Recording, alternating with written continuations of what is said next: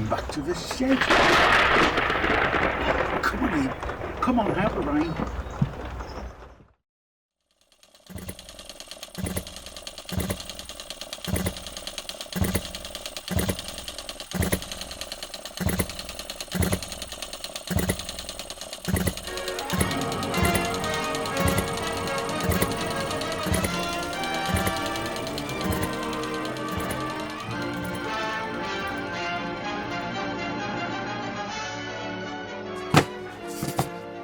Welcome back to the shed. Now I've been sent another engine, and this time it's the Retrol Musa HM-01, and it's a little hit and miss engine, petrol powered, and well, it doesn't need much assembly, but I'll just go through what has come in the box.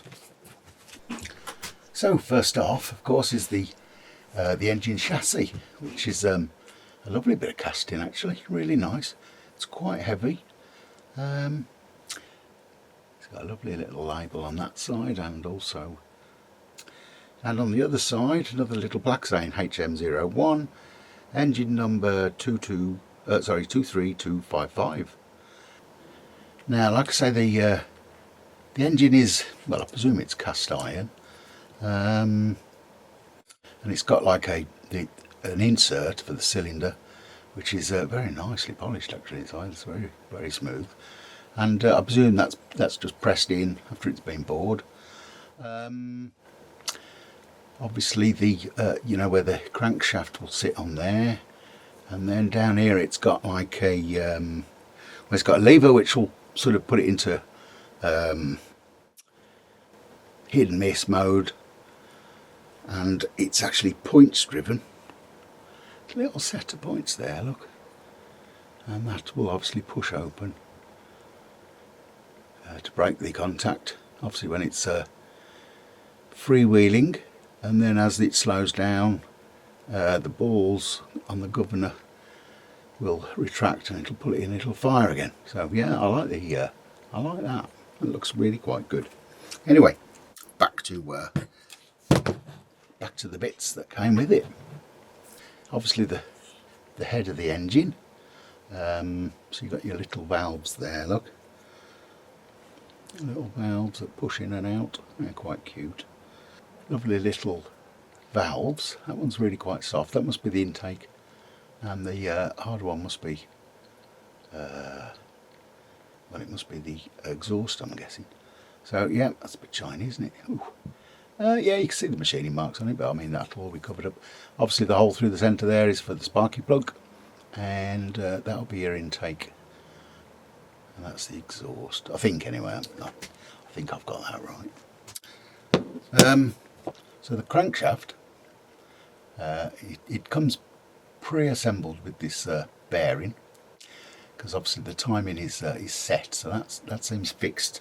I don't want to get that off, because obviously it'll upset it, but basically there's a little tiny keyway there, so for registration for the correct timing. Now there's a little bearing in there, you can see it's got a teeny weeny hole in for the oil, and also there's another bearing the other side which also has a hole in, if I can see it. There it is. Okay. So well, that'll slip onto there, and then of course the that'll fit that way around into the well, the bearing holders, bearing blocks, whatever you like to call them. And then of course you've got two of these little caps which will sit on top of there. Yeah, so that'll go on there like that. So what else we've got? We've got the piston. It's nice. It's got a Musa on there, and it's got a, well, it looks like a rubber O-ring as the sealer, as the rings, and then you've got these little phosphor bronze, I'm not sure what, which will obviously slip into the big end. It's got like a little cutout, so you know which way it's got to go. Though obviously it doesn't fit at the minute. I'm going to have to loosen it off a bit at the back end there. So, but yeah, there's the piston and the shells. We've got a bit of hose, and then just the sets of screws. The socket screws, M2.5 by 6 long, M2 by 6, 2.5 by 1. Oh, sorry, 16. Yep, long, 16 long. Base screws, which just screw it into a wooden base. There's a couple of tiny little machine screws, M3, 6 long, and there's some stainless steel balls, which will be the balls that fit into that little keyway on the shaft there. And there's a measuring rod. I think I read in the instructions it needs to be like 2.7mm spacer, so they've sent a little rod which you can use as the spacer, which is very good.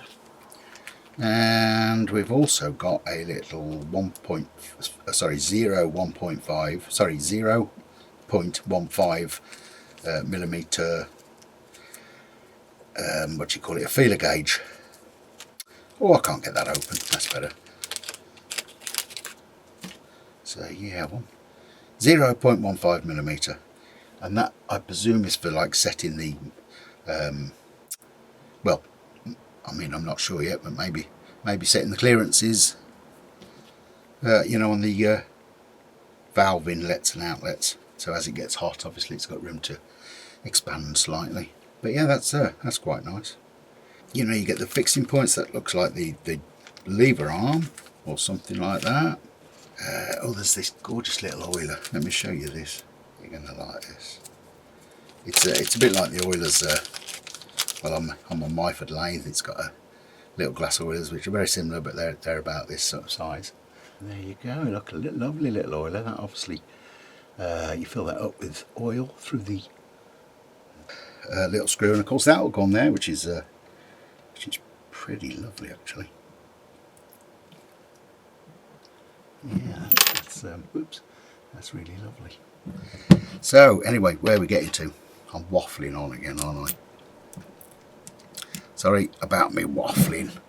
Let me just put that there. Right, so we've got a starter. It's like a lawnmower starter with a bit of string on it. And there we've got the carburettor, and I think they are the flywheel bushings. They're like expanding bushes. I think that's quite cool actually. We'll have a look at them a bit later on in the build. Got some O-rings, a spring, and the looks like the main shaft push rod sort of thing. A little spring for the governor, and another long spring, which I presume you can. It's there for so you can make different size springs for the governor, so you make it run at different speeds.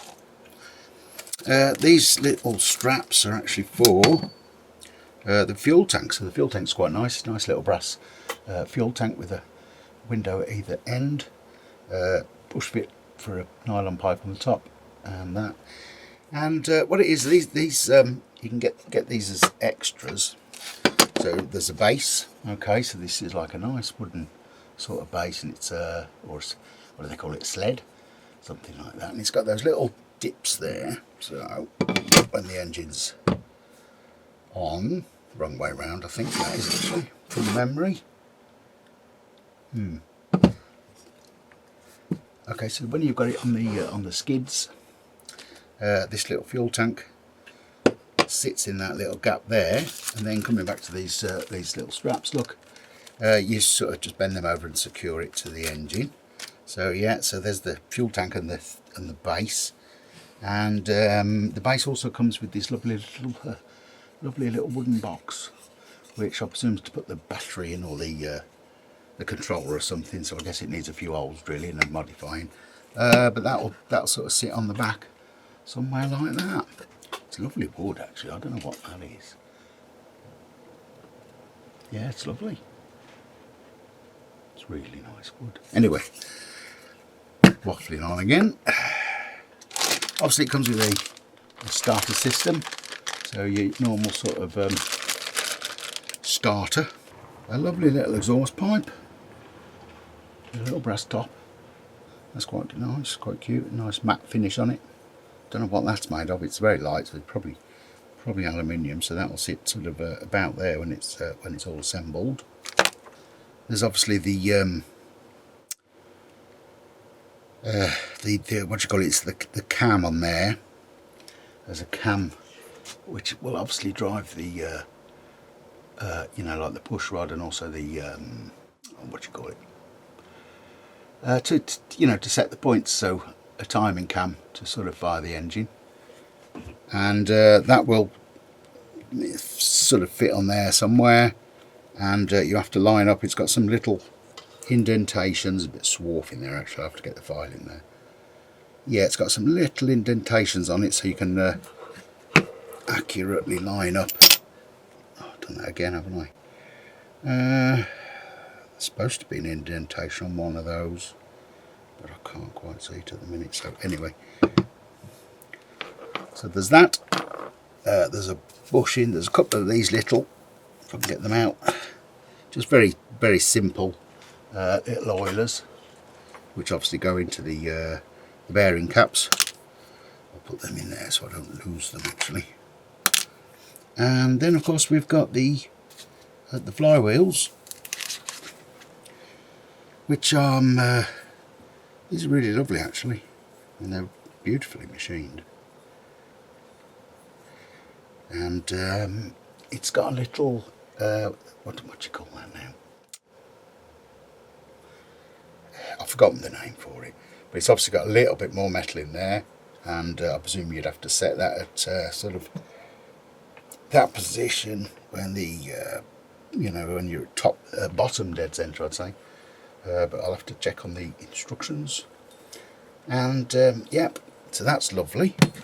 And then of course there's a second one, but this one has got the governor on it. So on this side you've got your ball governors. Obviously your spring will go across there, so they'll fly out as the engine spins, and then as it slows down they'll come back in, and they'll be driving a little collar, I guess. Where is that collar? There it is. So that'll drive that collar, which will push in and out, and obviously activate something, little lever arm, something like that.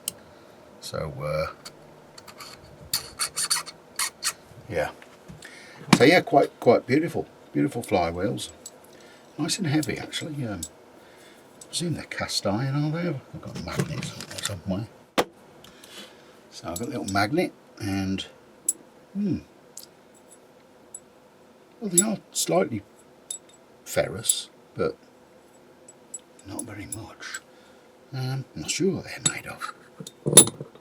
Let's try the oh yeah, you see the difference there. That's actually quite strong. I mean, that's cast iron, and I can, well, I can lift it up. Okay, not very far, but yeah, it shows you the magneticness of cast iron. As that, it doesn't stand a chance. It's just, there's not much in there. So there's some iron in it. That surprised me actually. I was expecting cast iron, but they're still a good weight. Nice to know what that material is. Anyway, whatever they're made out of, they're pretty gorgeous. So that's about it really. It's got a little starting hub, I guess you could call it. You could even use that on a belt or something when you drive a belt from it. Presumably that'll bolt on there. Yeah, the holes line up, and it fits nicely actually. So yeah, and it's got that little cut out there with a little cut out look on an angle. So the rope will pull out when it's when you spin it up with the rope. So yeah, that's about everything. Like I say, it's all good. So I'm going to start. Well, I'll put it together, and then I'll come back to you when it's together.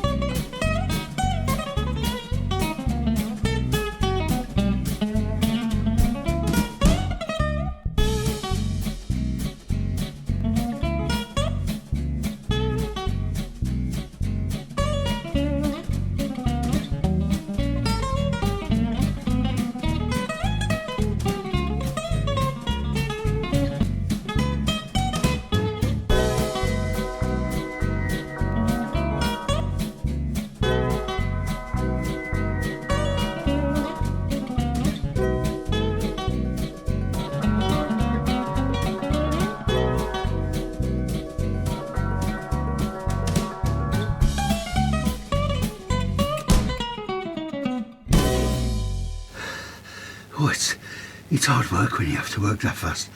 I'll tell you what, it really takes it out of you. I thought I'd stop and just have a cup of tea, just have a couple of minutes. I've not got left to do, about an hour and a half's worth, so I'll see if I can get that squeezed in within a minute, yeah? Oh God, it's at that time. I've got to go.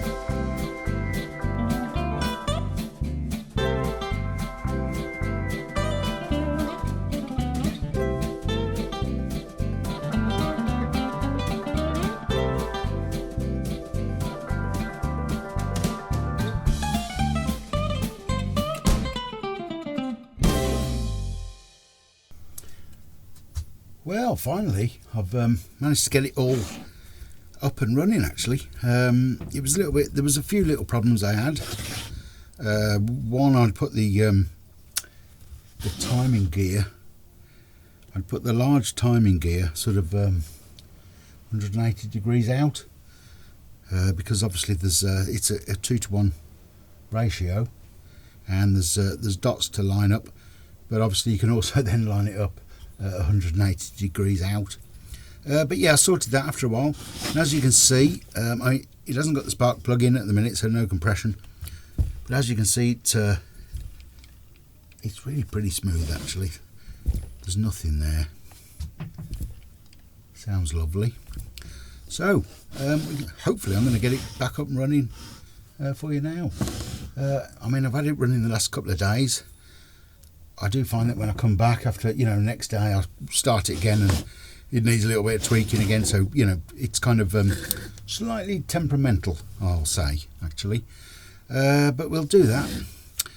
So, we've got I've still got to sort all this lot out. But I'll tell you what, we'll just give it a bit of a run first. Oh, yeah, spark plug. Now, the recess where the spark plug goes in, it can be a little bit fiddly to get your fingers in there. I mean, I've managed it that time actually, so it's not as bad as some people make out.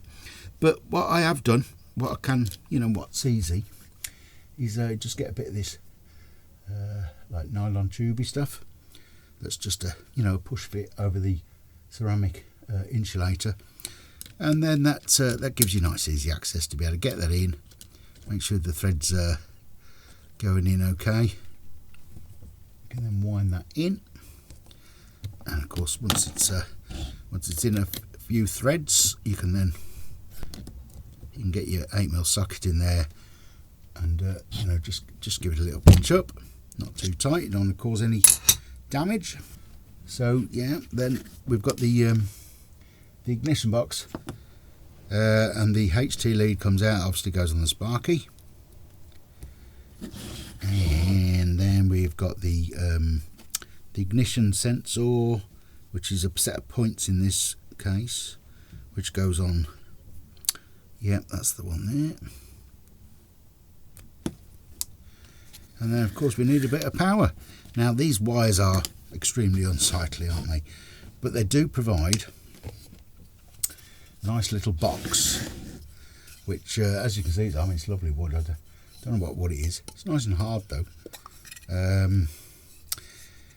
So yeah, you need to be able to make some holes in the bottom drill a couple of screw holes. I've marked it up for that, but I haven't got around to doing it yet.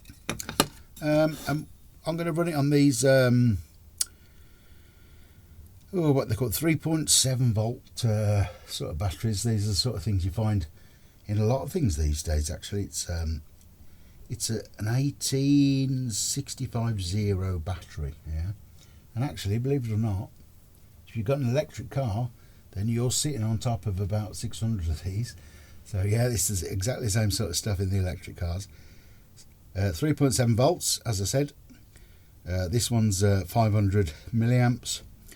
And, well, I've had to buy one of these to be able to hold the batteries, obviously.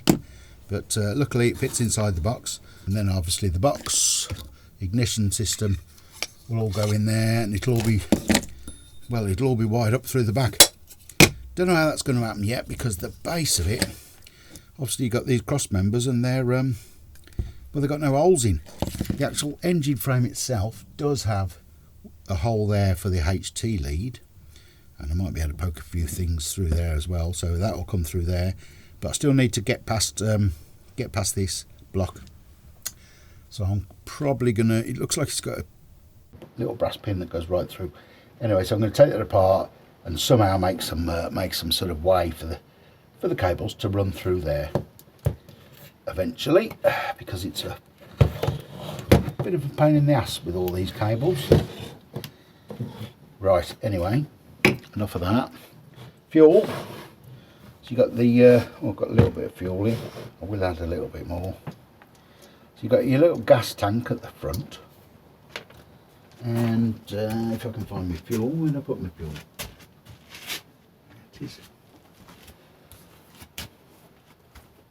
And you need a tiny little funnel. The bottom of that was too big and it clogged up the hole. So what I had to do was I just stuck a bit of 1/8 of an inch copper tube on there, sellotaped it up, and then I can just add a little bit of fuel. Oh, and this by the way, it's you know, it's a two-stroke mix, so it's got a little bit of oil in. I mean, it can be a little bit smoky, but I'd rather make sure that the cylinder is oiled. So I'll put up with that for now, and it seems to run fine anyway. So just get the screw back in. It's always a little bit fiddly. Right, so obviously that's the carburetor. Okay, so you've got it's basically, I mean, it's got a hole at the front, so you know, it'll allow air through. But then I don't know whether you're going to be able to see this, but if you rotate it around, there's obviously a hole there which will allow more air in. And obviously you've also got the adjustment there on the needle valve, so how much fuel is sort of coming through. And I found it's a bit of a balancing act. Still haven't got it quite right, but anyway, you'll see when I start the engine. Yeah, I kind of have to find a balance between the two. Yeah. So let's plug it in, wire it up, and get it running. A bit of luck. So at the minute I'm just using a variable DC power supply, and I'm running it on, just connect that up, make sure nothing's going to be in the way, everything seems okay, and I'm running it on, oh, I have to unplug that and re-plug it in, just a second. Right, so the voltage I had was, yeah, 8 volts. These batteries, like I say, are 3.7, so, you know, 2 of those, you're getting pretty close. It will run right down, actually, on a lot lower voltage, but anyway, let's give it a go. So I can get that, make sure I've got that in shot. Now, what they give you, what you get rather, is a, you know, a type of lawnmower starter. And on this side here, there's a little cutout, which obviously you put the knotted end in. And then you can wind that around this hub, and that will then allow you to sort of pull start it. Now it's probably not going to go first time. In fact, it probably won't. Oh, what's going on there? Okay, well, let's see. I'll see if I can get it started. Like I say, oh, it's come off. It does work, but I must admit it's a bit laborious having to keep winding it, especially when you're trying to sort of troubleshoot it and it won't start and stuff like that. But yeah, let's give it a whirl anyway. Everything's on, ignition on, everything going. Yep, okay. Well, as you can see, it didn't quite fire off, and that was probably expected. Now, I do have a bad shoulder, so I can't keep doing that. So I'll show you what I've made. I've made this starter. It's just made out of a bit of Delrin, and it slips over there. Look, I mean, it's not tight, it's loose, because obviously when the engine kicks in, you know, you need it to be able to sort of come off. So what I do is I put that in my battery drill. There we go. And then, providing everything's working, let me open the throttle a bit. That seems okay. So I can give it a whirl, make sure I'm going in the right direction. Okay, I can give it a whirl with this.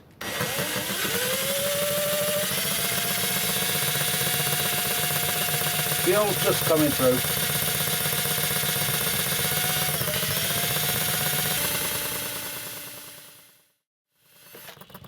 It's just not, it's not having it today, is it? This is the sort of problems I get. I'll just check my connections are all good. 8 volts, that should be good. That's connected. Ground's all connected. Spark plugs connected. So, not sure. Let me check I've got compression. Move my drill. Yeah, I've got a good push back on the compression, look. Certainly nothing wrong with that. So, why isn't it starting today? I love these little engines, but they are quite temperamental, and they can drive you a little bit nuts because, well, one day everything's working absolutely perfect, and then you don't change anything, and you come back to it, and it just won't run. So anyway, let's try again. I'm sure we'll get it going sooner or later.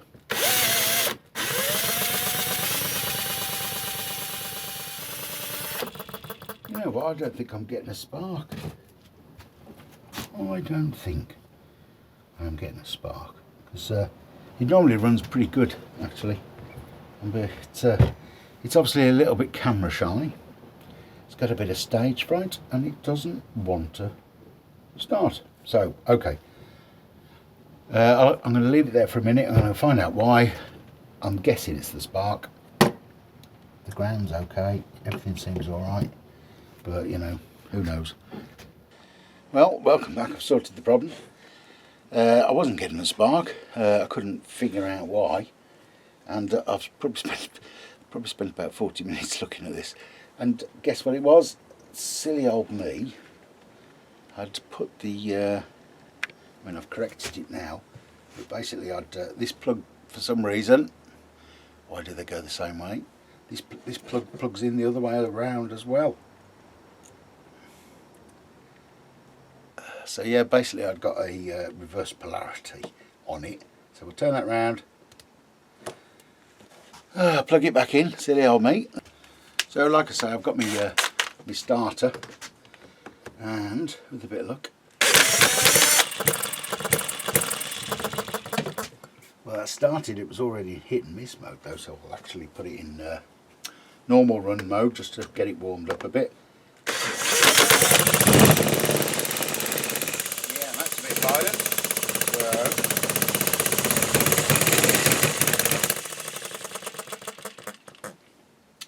Like I say, it's a bit temperamental.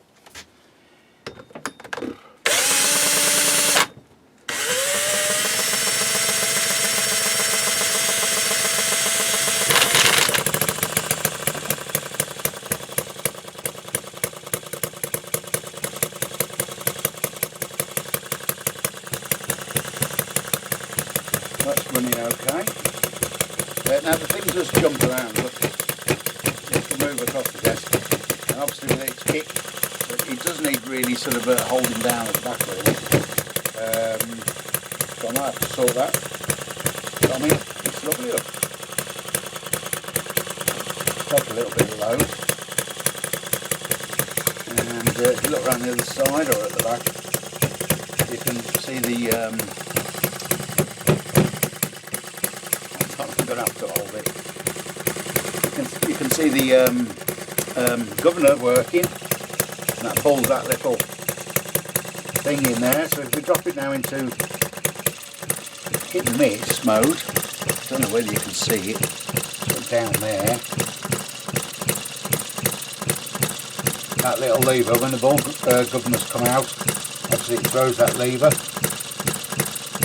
and it sort of holds the engine for a while. And when it's not fully perfectly tuned yet, it's getting there.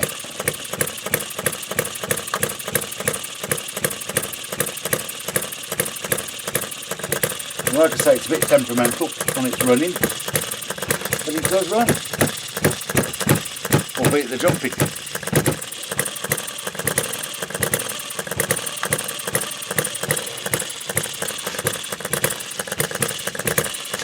It'll run for about 5-10 minutes and then it's out of gas.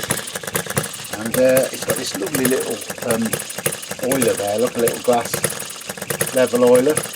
You can just, I haven't set it yet, so I only lift it up for just a few seconds because it fully drains at the minute, so I need to adjust that so the needle valve is seated properly. And come around the front of the engine. You've got the exhaust valve there, which obviously when it hit and misses, it'll hold that in until, yeah. Go on. Yeah. Okay. That's how I want it to run eventually.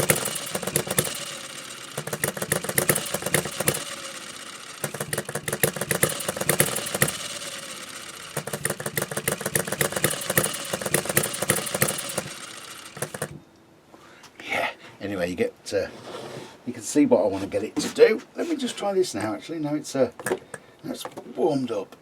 Can I let me get a glove on? Because I've seen people do this, and I haven't yet been able to. So. Yeah, I'll tell you what, put it there. Oh, I can't quite get it going, can I? Use the old string. Hopefully. Excuse me. So there we go. Try not to put my shoulder out this time. There we go, look. So it does work, it works great. As long as you haven't got a bad shoulder.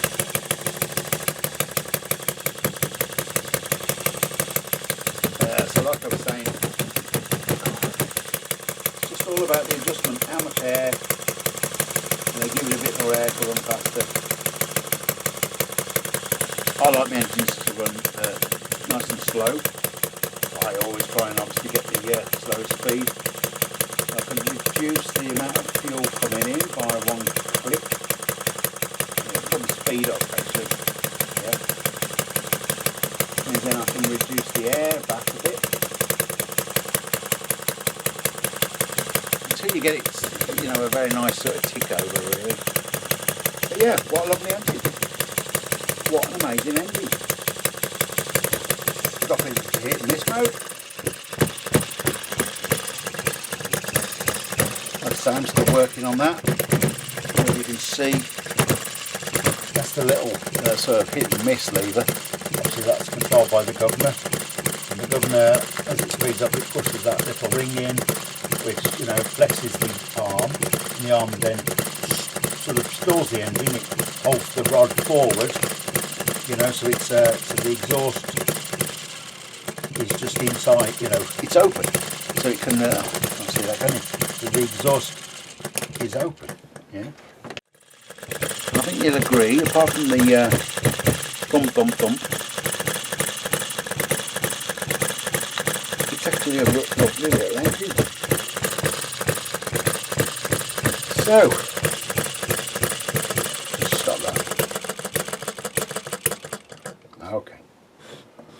Now, obviously, this is you know, the wires, etc., a complete mess. But what you can buy when you buy the runners, the rails, whatever they're called. Whoops! I've spilled a load of water.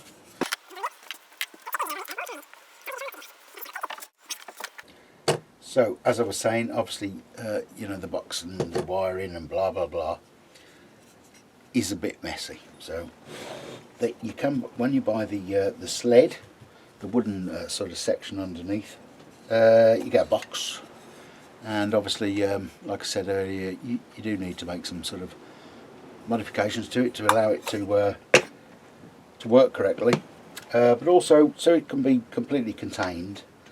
You get these little battery holders for the, like I say, the 18650 batteries, whatever they're called. So you can have a couple of them in there.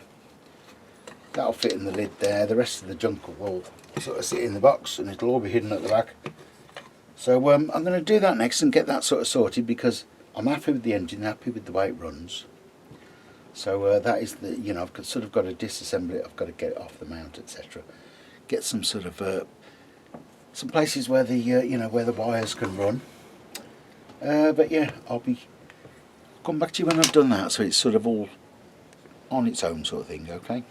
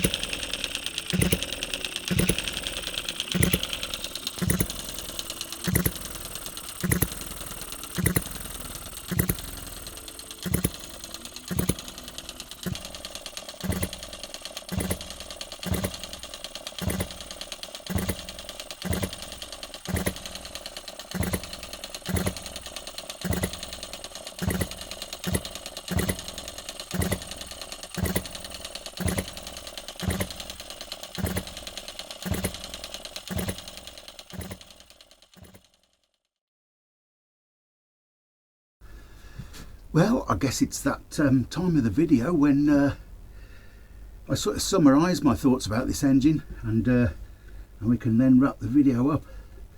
So, initial thoughts, came out of the box absolutely beautifully. It's all, I mean, it's beautifully machined. Nobody can argue with that. It's absolutely gorgeous. There's a lot of precision in there. It's very nicely made. Putting it together was reasonably straightforward.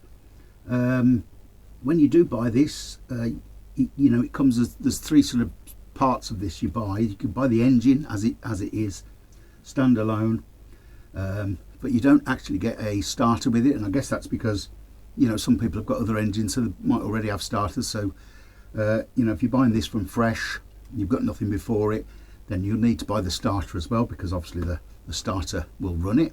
It also comes with the spark plug in the starter kit. And the other thing is the little sled and the box at the back. It doesn't come with that as standard either, so that's an extra purchase on top. But to be fair, you know, they do, you can buy all three together as like a special, and it's around the sort of I don't know, £450, £500 mark. But I mean, when you consider like the cost of Stewart engines, which are unmachined kits, you know, you're sort of looking in the same ballpark, if not they might even be a bit higher. So really it's a very good value engine, and like I say, it's for if you haven't got machining capabilities, then it's absolutely perfect, because it's just a bolt together running engine. So well, problems, didn't really have many, to be completely fair. The one problem I had was putting actually together the gears. I'd got them like, you know, 180 degrees out of sync, and so I couldn't get it started, because obviously and I realised that when you know, obviously on the compression stroke, the valve was opening on that as well. So that's how I realised there must be something wrong. So I figured it out, got to there. This little part of the casting here, it's got the 3mm push rod which runs through there. Now that was really quite stiff to get in, and it was obviously not going to run, you know, nice and sort of loose like it does now. So I did just have to run a reamer through there. But I mean, if you don't have reamers, you've got, say, a 3mm drill, you could run that through there and sort of wiggle it about a bit, and it'll open it up nicely. I mean, it doesn't have to be a precision running hole, it just needs to be a clearance hole, really. Any other problems? Well, yeah, I had the spring that came with it. I mean, it wasn't really a problem, but the spring that came was you know, like a set size, and I put that on, and I had difficulty running it with that spring on. It was, I think the tension was just a bit too high. So I've played around with those springs. I've replaced them several times, and you know, you can make a spring out of the long piece that comes with it, but it's not easy to try and bend it over. Yeah, you just give the one you get, just give it a little bit of an overstretch, just so it pulls out a little bit, and keep trying it, and then you'll sort of get that balanced up. Now it runs fine for me. I'm still fiddling around with it, trying to make it you know, even slower and sweeter and stuff like that, and that'll take a bit of time. But I know some people, you know, on the forums and YouTube and stuff like that, they've talked about changing this spring here, the tension spring for the actual push rod, and it's there's a guy I've been sort of chatting to who's given me some good advice, and that's Henry Bangsberg. He's got lots of YouTube videos out about this engine, and you know, he's also on the forums and stuff like that, so he has given me a few ideas and stuff. So yeah, thank you, Henry, for that. So yeah, go check out his channel. I'll put it down in the description below. And well, what else was there I was going to say? Yeah, I fitted my extra base with this cushion underneath it, which was made from that. She's made from this you know, this just packaging foam stuff, and that seems to have done the job. It's also waterproof, so the oil does collect on the top. Because yeah, it does leak oil. I mean, I like to keep everything sort of over lubricated anyway. I don't want anything drying up and you know, dying on me, seizing up or anything like that. So it does. You do get a fair bit of oil coming out the back of the cylinder, and this little oiler cup here as well. I mean, I haven't adjusted it, to be fair, but if I lift that up, that'll just it'll just all disappear out of there within 2 or 3 minutes. So yeah, that needs adjusting, but obviously then that oil's going somewhere, so it all comes out the back. But yeah, it's there you go. Looks plenty of it about, and it does get dirty quite easily.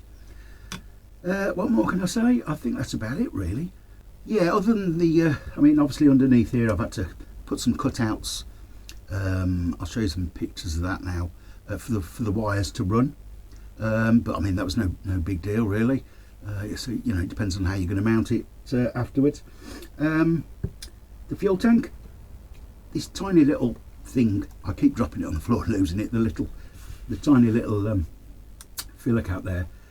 So I might make one with a slightly bigger diameter, sort of knurled wheel, and I think the hole in top as well I'll make just marginally bigger so that I can actually, you know, fill it with using these sort of needle bottles which I bought, because I tried a funnel in there, but the funnel it's a tiny funnel, wherever it is.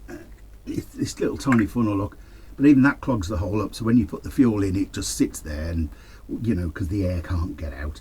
So that's what I'm going to do. I'm going to make a new little cap with a big enough hole to be able to get that needle in, because that's just a fraction undersize, and then I should be able to sort of fill it up without taking that off, the risk of losing it. Or I suppose I could just drill a bigger hole in that one. Anyway, we'll see about that. But yeah, these bottles actually, they're ideal. You know, you keep your fuel in one. I put the red one in there, and then the oil, and you can just go around and fill it up, because also that little miniature oiler, that's difficult to fill as well without one of these, but with the needle it's so easy to drop in, and you can oil up the other ones as well. So yeah, to summarise really, I mean, you know, it's a beautiful engine. It goes together well, it's beautifully made, it's really, really nice, and when you get it running, it's just like, oh, it's just lovely. It's mesmerising, it really is. I absolutely love it. It jumps around at the back a bit, but you know, that's why I put this extra base on. I might stick a bit of lead in the back actually, and just see if that'll help hold it down. But yeah, I mean, it's fabulous. It's absolutely gorgeous, you know, really can't fault it at all. So yeah, I mean, try and get your hands on one of these if you can. I mean, you know, you won't be disappointed. It really is a beautiful engine. So last off, I guess I need to say thank you to Enginediy Enginediyshop for sending me this engine, and I'm really grateful for that. I've really enjoyed building it. So well, I guess I'll see you around on the next video. I've got a couple of other engines petrol engines that I'm planning on building over the next couple of months, and putting together and running, and well, I'll show you those all in due course. So so yes, hope you enjoyed that. Thanks for watching as ever, and well, peace and love to you all around the world, and see you soon. Bye.